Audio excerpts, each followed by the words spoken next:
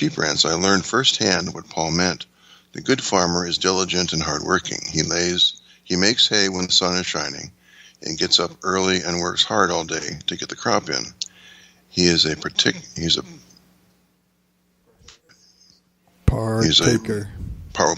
Sorry, this brain froze on that word. He is a partaker of the fruits of his labors. Be disciplined. Keep your body under. At least having preached to others, you yourself would be a castaway. We don't do a very good job of this in America. Well, our whole culture fights against it. I mean, right. Television, and we talked about that earlier, television so greatly shapes our culture. So basically, we've got those guys in that series, what's called Mad Men. Those guys are all advertising executives, aren't they? I haven't seen it. I don't know. What I've seen of it, I think they are. But anyway, television just tells us what to do, when to do it, what to buy, who to like, who to love. And the reality shows that are on nowadays, I can't imagine looking at that stuff as an unbeliever and getting all wrapped up in it. I mean, I see it from the commercial standpoint. I don't see the program. I won't watch it, but I've seen the commercials for it. And the commercials are just, here's Laodicea in full bloom. Well, you can do whatever you want to, provided that you don't hurt anybody, right? This is probably the only standard they have anymore. And then you cut away to those programs called Gladiator, American Gladiator, or that other one where they climb the big jungle gym and get knocked off of things. Oh, the ninja thing or whatever it is. Whatever it's called. I mean, so on one side you got, the Big Brother and the True Wives of Atlanta or something like that, and on the other side you got, for the what do you call that? The decadent, hedonistic living. On the one hand, and the other hand is it's pseudo violence, but yet it's violence done with foam. All those combat type programs. Mm-hmm. So where in there is anything that edifies, the person and helps him to be a better citizen, or be a better, better citizen. Whether you're talking about a citizen of heaven or citizen of the earth. I mean, if you're a good citizen of God's kingdom, you'll be a good citizen of the earth. Right. You won't rob your brother. You won't steal from the neighbor. You won't gossip about anything, etc. I mean, the first 4 commandments deal with our relationship with God, but the other 6 deal with our relationship to others. Yep. Mm-hmm. So God has a lot to say about that. Which we're going to talk about next. Yeah. But what I wanted to comment when I talked about the ring, the Super Bowl.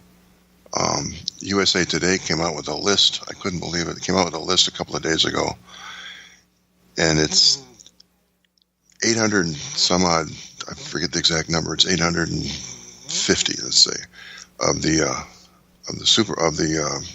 NFL players at the moment are felons. They've got felony arrests for drugs, for spousal abuse, for domestic violence, for resisting arrest, The list goes on. I had no idea. Everything these guys have been not just arrested for, but actually gone to trial and been found guilty of. They would not have been allowed to compete in college. Had this behavior going on in college. And it did. They just hid it. Well, either it would have happened at a smaller scale, I suppose, because they had no money to hide behind. Well, they had the program to hide behind. Yeah. And the thing is, especially when you look at those videos about celebrating too early. You ever do a query on YouTube videos of celebrating too early? Yeah. I would say 50% of what you're seeing on there are football players who are like slowing down, going woohoo, celebrating as they're entering in the end zone with one hand on the football, right. And you have some diligent defensiveman, coming behind and smacks it out of them, or before they run into the end zone, they throw the ball down thinking, I've seen I've made it in, yeah, woo, and they're dancing and stuff like that. And see, like, see, then when they go to juggle it, they fumble it. Yeah. So it's like, it's crazy. It's crazy. But that just shows the type of attitude. And the thing is that it's like one after the other. I mean, there's so many times you're like going, you think these people would learn, that they shouldn't be doing these things, but no, they don't. They don't learn from anyone else's mistakes. They don't learn. They just keep on making them. It's just, there's no wisdom there. There's no. Yeah. No wisdom. All right, I think we've rabbit trailed far enough on that one. Yes. Right. The topic at hand was stay strong and healthy, fight the good fight, keep your body under submission, be a soldier, a farmer, and an athlete for Christ. It's about structuring your life and the things that you do to be useful for Him. In the series of Watchman e-books I've been reading through, he has a section in there on talking about rest and the games that Christians should play and things like that. And it was interesting because I'd never seen anybody really break all that down before. But it was all very pointed. Yes, we do need rest. We need time for that. But the purpose of our rest is to prepare us to go back to work. Right. Yes, there's something to be said for playing some games, having some relaxation time. Maybe you need to shift, the way your mind's thinking for a little while to free it up to clear out so it can work right again. But all of that is to prepare you to go back to getting the job done. And exercise benefits a little. That's in Scripture. It's not about having the perfect physique or we don't all need to be Adonises walking around with our rippled muscles and oiled skin and some kind of craziness. That's not getting the job done. So I don't need my 6-pack abs. I can No, you can get rid of them. You don't need them anymore, Ed. If you I've thought about that over the years. I've gone through random cycles of working out and stuff. I'm a big dude, and I'm actually fairly muscular. And I think on my fatter days, I go, nobody needs to see this. So, even if I'm swimming, I still wear a shirt.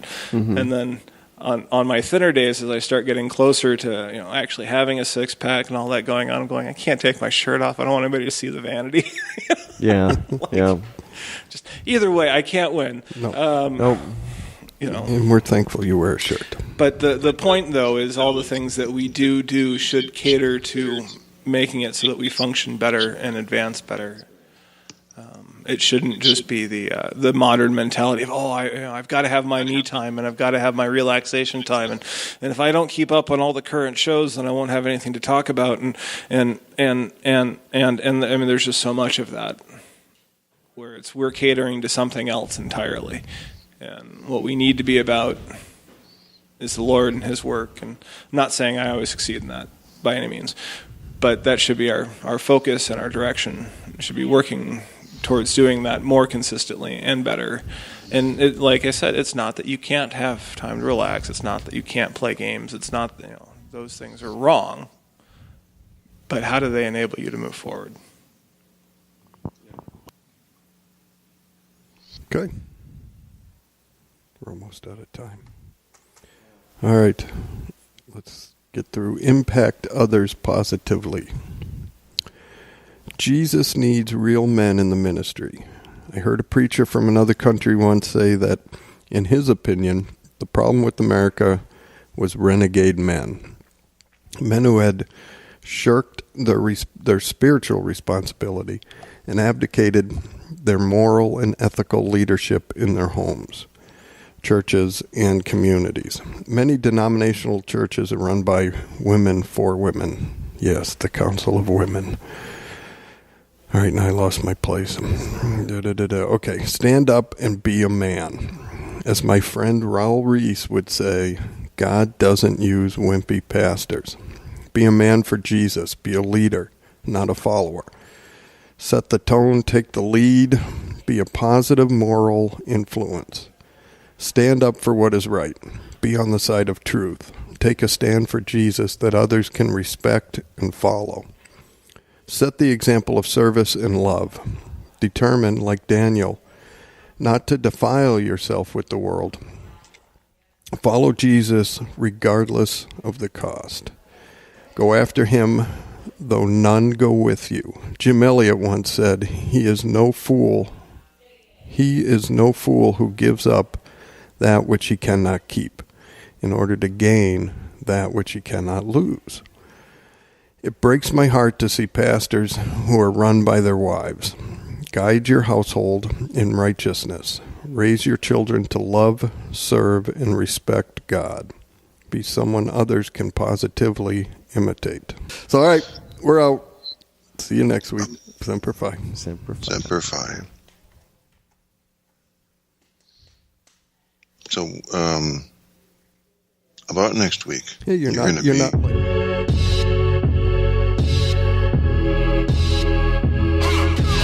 Dancing on the beat.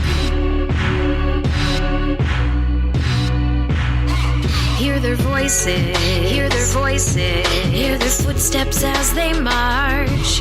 Hear their whispers,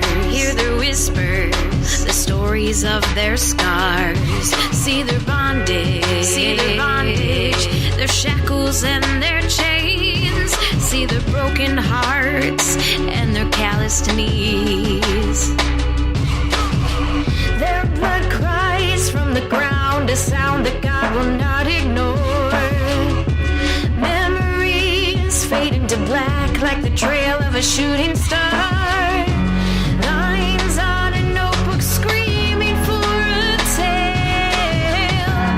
Mother's daughter, sing a song of a heavy heart. So let's stand with our brothers and never forget. So let's stand, let's stand. So let's stand with our Savior who died so that we might live. So let's stand, feel their heartbeat, as the hopelessness weighs down. Feel the darkness, engulf them all around. Taste the freedom, as they march all in a row. Soldiers lining up in rank, bowing down before the throne. Their blood cries from the ground, a sound that God will not ignore. Memories fade into black like the trail of a shooting star. Lines on a notebook screaming for a tale. Wives, sons, sing your song of a heavy heart. So let's stand with our brothers and never forget. So let's stand. So let's stand with our Savior who died so that we might live. So let's stand. Hear, O Lord, from your heavenly throne. Hear the prayers of our brethren. Hear the prayers of your own. Come and save us, Lord. Come and strengthen your church. Give us your mighty spirit. Give us the resolve to stand against the wiles of the enemy, to stand true to the end, steadfast, immovable, faithful, no matter what the cost. We pray for our brethren around the world, our brothers and sisters who bravely stand in the face of persecution every single day, that we may sing this song together with one voice, in unison, not forsaking the truth. We will not resign. We will not back down. We will keep fighting till we knock on heaven's door. So let's stand.